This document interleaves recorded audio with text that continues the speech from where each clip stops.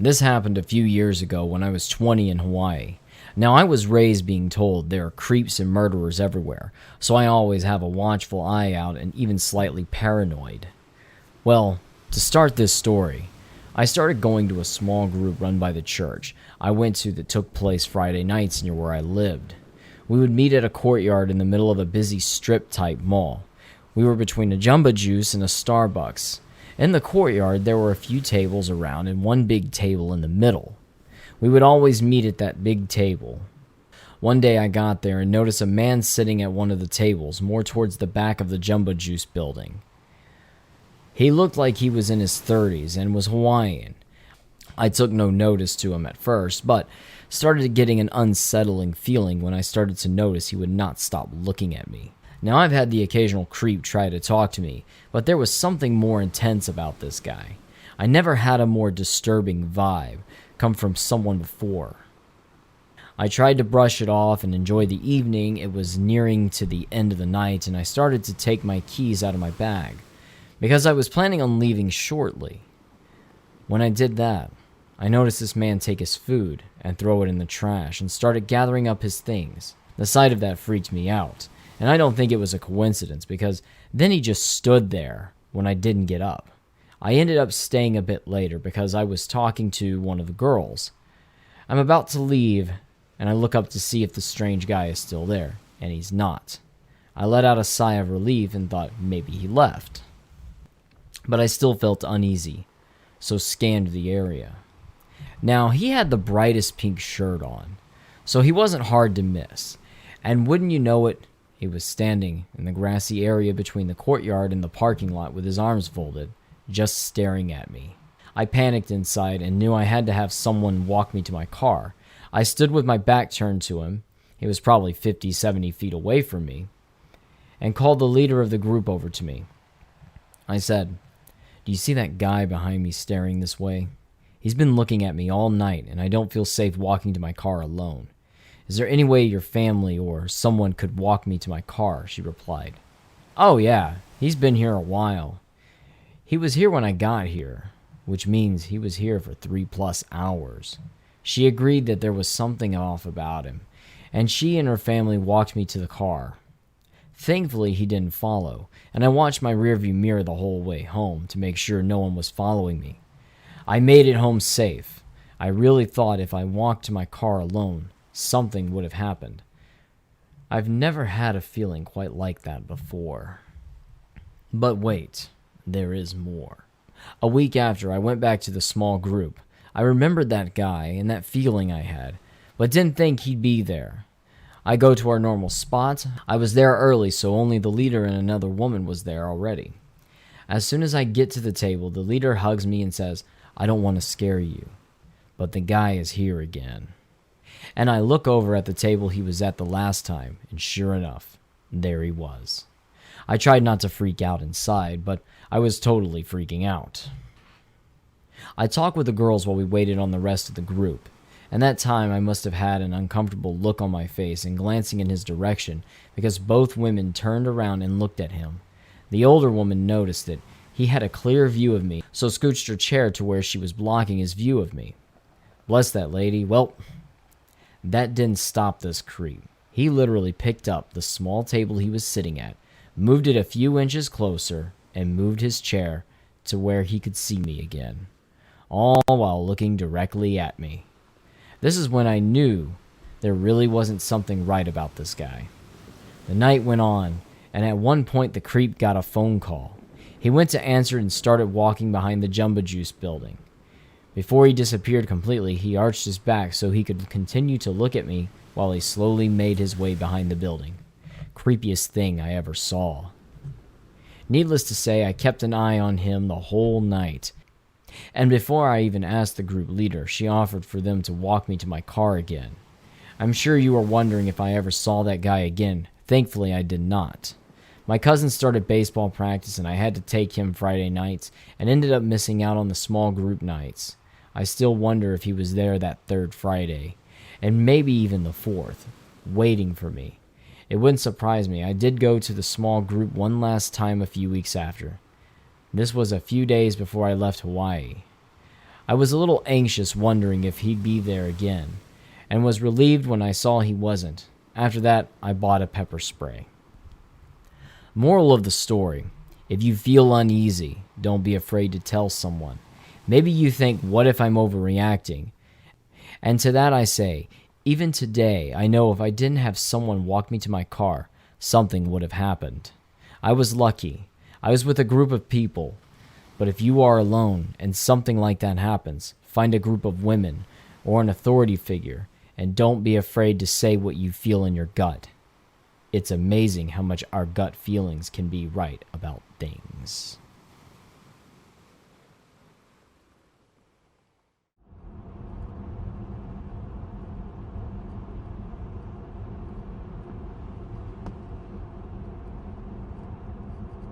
My roommate and I used to live in Virginia, about 20 minutes from her mom's apartment, and we used to dog sit for her all the time. One night after we dropped the dogs off, we stopped at the bank near our apartment so my roommate could deposit the money her mom had given her for watching the dogs. It was probably around 11 at night. As we were about to pull into our complex, she said, "That car is following us." I asked which car she meant, and she said to look behind us. Sure enough, there was a black car following us down the road. She turned on her turn signal, and so did the black car. I asked her how long he'd been there. She said he'd been following us since we left her mom's house. Not only was I freaked out, but I was thoroughly pissed. I yelled at her and demanded to know why she hadn't said something sooner, and she said she didn't want to scare me. I asked her if he followed us through the bank. She said he did. He pulled up behind us while she deposited money at the ATM and pulled through after us without depositing anything or stopping. After calling her an idiot for not telling me until we were home, I told her to turn right after the gate at our complex instead of left, because our apartment was one of the first ones on the end. It was bad enough he knew what complex we were in. He didn't need to know which apartment we were in. She turned right and I told her to floor it. We drove through the complex as fast as we could and lost him near the back of the complex. We parked across the street from our apartment, turned off the car and crouched down low to see if he would drive by again. We didn't see him, but we also didn't feel safe. We ran inside as quickly as we could to grab some blankets and pillows, a can of pepper spray we had, and I grabbed my knife. We got back in the car and I called my ex-boyfriend in a panic asking him what else we could do. My roommate said she'd drive us to the movie theater she worked at because it wouldn't close for a few hours and there would still be people in the parking lot. My ex kept asking me questions about the car that I couldn't answer, so I gave my roommate the phone. She described the car to the best of her ability and then stopped mid-sentence when we got onto the highway. He was following us again. My ex asked if she was certain it was the same car. She said it had to be. She never saw the license plate, but she recognized the body and the headlights, and the shape of the man who was driving it. She gave me back the phone and called her manager at work to tell him we were going to be coming by and what was going on. She managed to get a few cars ahead of the black car and got to the parking lot. She parked in the back before anyone else pulled in, but we didn't see the black car. One of her coworkers came outside and parked next to us to wait while my roommate called the cops. My ex promised we'd be okay, and that he would have been there if he could, and that if anything else happened to call him so he could talk to his sergeant about leaving for the weekend to check on us. The police said that since we didn't have the plate number, there was nothing they could do. But when we told them where we lived, they said there was going to be a few officers there on patrol that night anyway. Since we couldn't tell whether or not he'd followed us into the parking lot, they told us to just go home. We ended up sleeping in the car in a Walmart parking lot and didn't come home until the next night.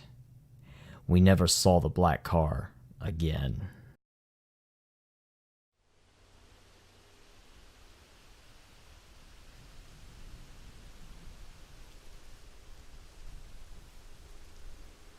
This is my second post on this forum, and hopefully it's my last.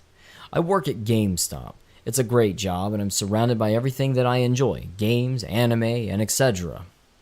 I am not saying this to be conceited. It just makes the story make more sense. I am pretty, I've been told I am very pretty, and I've even been told from my manager that that's why he hired me, because a large percentage of our customers are male. This post is about one particular customer that I've encountered. I mainly work on the registers. This job consists of greeting people when they walk in and, of course, working the register. It was getting close to closing time, and I was the only one up front at this time. I was getting started with my closing duties when I heard the buzzer that goes off when the door opens. Without looking, I welcomed the customer. "Hi, welcome to GameStop. Let me know if there's anything I can help you find." Normally I get a hello or they respond with a question, but it was silent.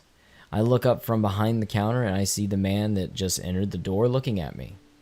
But once my eyes met his, he looked away and started looking at games on the shelves. I shrug it off. It's normal for male customers to not greet me because they think because I'm female, I don't have a valid knowledge of games. And I continue with my closing duties. I'm bent behind the counter when I feel someone standing on the other side. It's the man. He puts the games on the counter and says nothing. I grab his games from the drawers, then proceed with the normal questions we ask. Did you find everything all right? Do you have a phone number with us? Do you want us to protect this game for you? My questions get met with silence, and all he does is stare.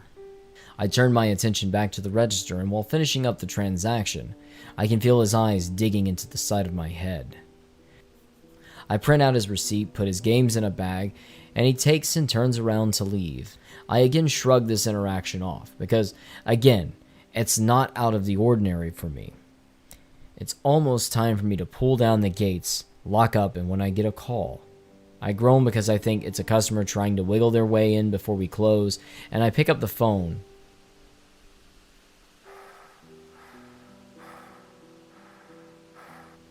Hi, thank you for calling GameStop. How may I help you? I was just inside purchasing some games. Oh, was something wrong with the purchase? No. I'm just calling to let you know that I received your signals. At this point, I'm very confused because I treated him like any other customer. Oh, I'm not sure what you mean, sir. I'm calling to let you know I picked up on your signals. I know I should have hung up, but I was curious what he was referring to. You are very beautiful, and your signals were received. When do you get off? I'll be waiting. At this point in the conversation, I hung up, and I rushed forward and closed the gates and locked up the store. I went into the back and told my manager about the phone call, and he said after I finished closing up, he would take me home because my apartment complex is very close, so I walk. As I was quickly replacing the trash bags, I saw a car pull up right in front of the store and park. No one got out. Luckily, my manager parked out back, and we left the back door. I never saw the guy again, but every time I walk home, I think about that one particular customer.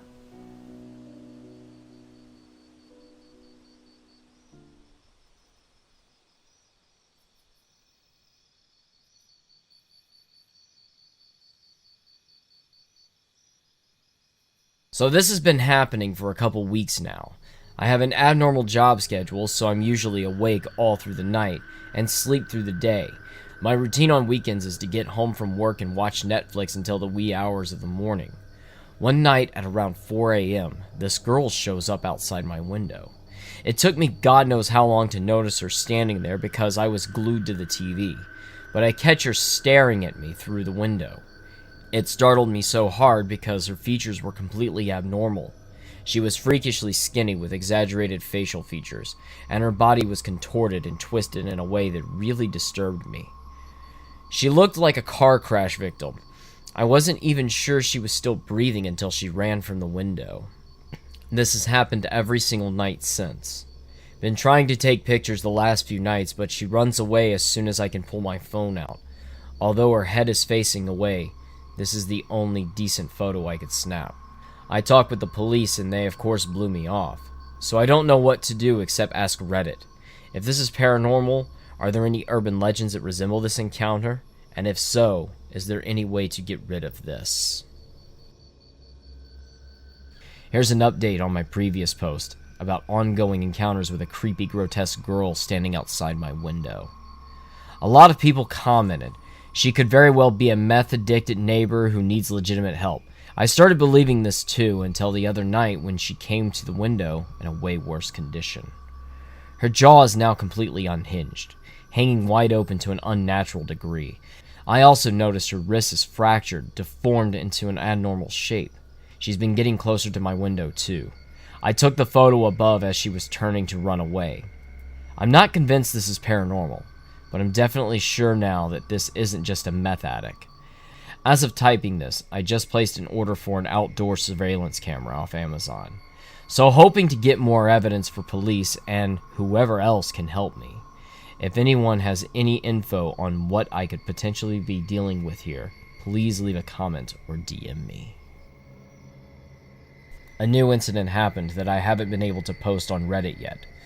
This was just last night. I was browsing YouTube and Reddit super late.